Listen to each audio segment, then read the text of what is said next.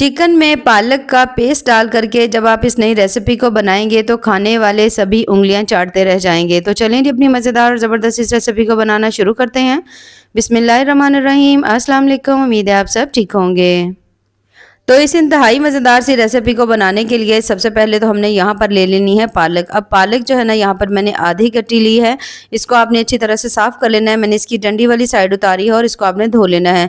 उसके बाद इस तरह से आपने थोड़ा पानी लेना है। उसको जैसे ही थोड़ा सा पानी बॉयल हो जाएगा और इसके अंदर ये जो पालक आपने धो करके रखी हुई थी ना, तमाम पालक आपने इसमें शामिल कर देनी है। पालक डालने के बाद अब आपने इसको बहुत ज़्यादा देर नहीं पकाना, सिर्फ और सिर्फ 2 मिनट के लिए आपने पालक को बॉयल करना है।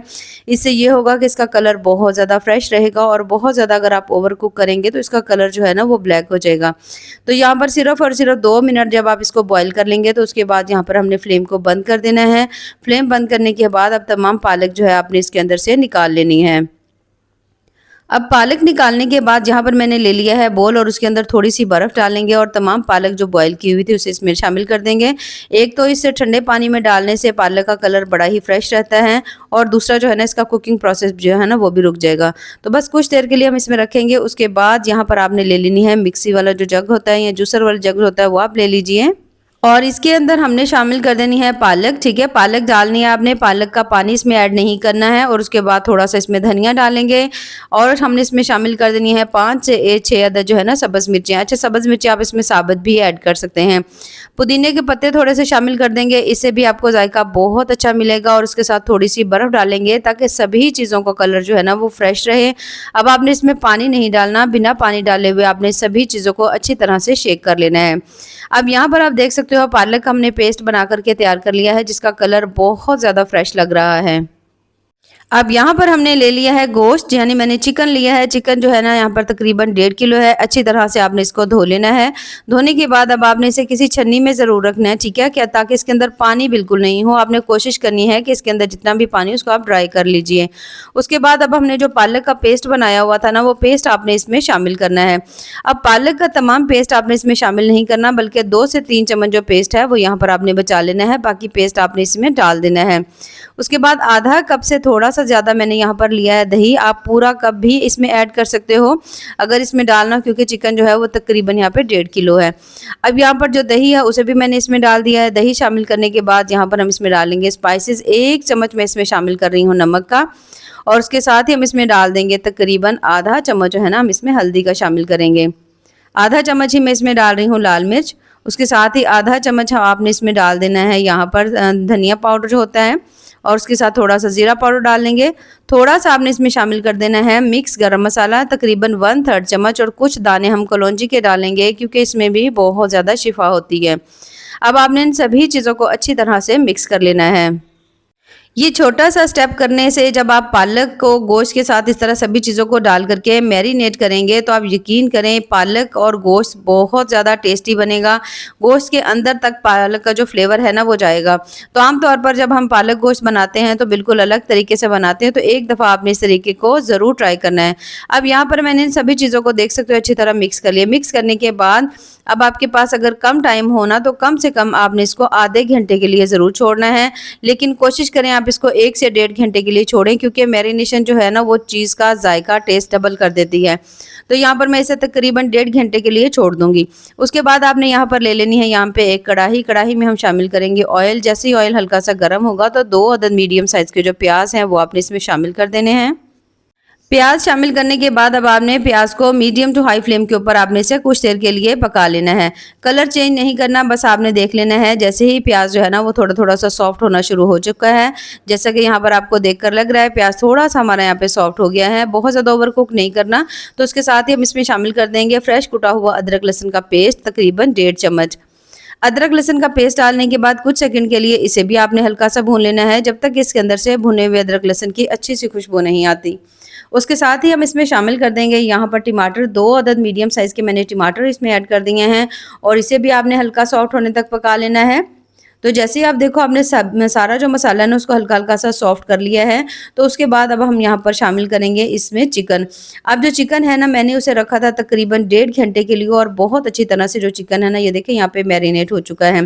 तो कोशिश करें कुछ देर के लिए इसे मैरिनेट ज़रूर किया करें। अब यहाँ पर ये तमाम चिकन जो है ना इसे आपने शामिल कर देना है इसी मसाले में। तो तमाम चिकन जब आप इसमें शामिल कर लेंगे तो अब आपने पहले तो 5 minute medium to high flame के ऊपर आपने चिकन को इसके अंदर पकाना है, ठीक है। ये देखिए इस तरह से करके आपने इसमें चम्मच चलाना है। अभी आपको इसमें पानी जो है ना वो हल्का सा कम नज़र आ रहा होगा, यानी सिर्फ और सिर्फ दही का पानी। लेकिन जैसे ही आप इसे 5 मिनट के लिए कुक करेंगे ना तो ये पानी चिकन का अपना भी रिलीज़ होगा। कुछ इसमें टमाटर भी हैं, हमने दही भी डाला है तो काफ़ी पानी की मिकदार हो जाएगी। ढक्कन लगा देंगे। 2 से 3 मिनट के बाद जब आप इसका ढक्कन खोलेंगे तो ये देखिए पानी जो है इसमें काफ़ी ज़्यादा हो चुका है। तो अब आपको इसे बहुत ज़्यादा इसके ऊपर टाइम लगाने की ज़रूरत नहीं है। बस आपने इसके ऊपर हल्का ढक्कन लगा देना है, हल्की फ्लेम के ऊपर आपने इसे छोड़ देना है कम से कम 10 से 12 मिनट के लिए, ताकि चिकन जो है ना वो अच्छी तरह से गल जाए। इस तरह से अगर आप पालक चिकन को बनाते हैं ना तो एक तो आपका टाइम बहुत ज़्यादा बच जाएगा। एक ही दफ़ा आपने सभी चीज़ें डाल करके गोश्त को मैरिनेट होने के लिए रख देना है और उसके बाद आपने इसे रखना है आराम से चूल्हे के ऊपर और आपने इसकी फ्लेम जो है ना मीडियम कर देनी है, मीडियम टू लो कर देना और 10 मिनट के लिए आप छोड़ दोगे तो आप देखोगे पालक गोश्त बड़ा ही कमाल का बन करके तैयार हो चुका होगा। तो यहाँ पर मैं इसे ढाँप दूँगी, ढाँप करके 10 से 12 मिनट के लिए छोड़ देंगे। तो जैसे ही 10 से 12 मिनट हो जाएंगे यहाँ पर आपने इसका ढक्कन खोलना है और ये देखिए माशाल्लाह आपको देखकर ही लग रहा होगा कि जो गोश्त है ना वो काफ़ी हद तक गल चुका है। तो अब हमने इसकी भुनाई बिल्कुल नहीं की थी, तो अब आपने इसकी थोड़ी हाई फ्लेम करके ना 2 से 3 मिनट जो है ना इसकी अच्छी तरह से भुनाई कर लेनी है, ताकि जितने भी हमने इसके अंदर से मसाले डाले ना उनकी ज़बरदस्त इसके अंदर से खुशबू आए। तो जब आप इसकी 2 से 3 minute medium to high flame के ऊपर इसकी अच्छी तरह से भुनाई कर लेंगे तो उसके बाद अब हमने इसमें शामिल करनी है पालक, जो हमने बचा करके रखी हुई थी ना थोड़ी सी, वो तमाम पालक आपने इसमें शामिल कर देनी है। अब तकरीबन 2 से 3 चम्मच पालक थी जो हमने बचाई थी, इसी के अंदर हम डालेंगे तकरीबन आधा कप पानी का और उसे हल्का से हिला करके जग को भी आप साफ़ कर लीजिए, उसे आप इसमें शामिल कर दीजिए। अब इससे आपको 2 फ़ायदे होंगे। एक तो आपका की जो सालन का कलर है ना पालक का वो बड़ा फ्रेश आपको लगेगा, बहुत ज़्यादा ज़बरदस्त सा लगेगा।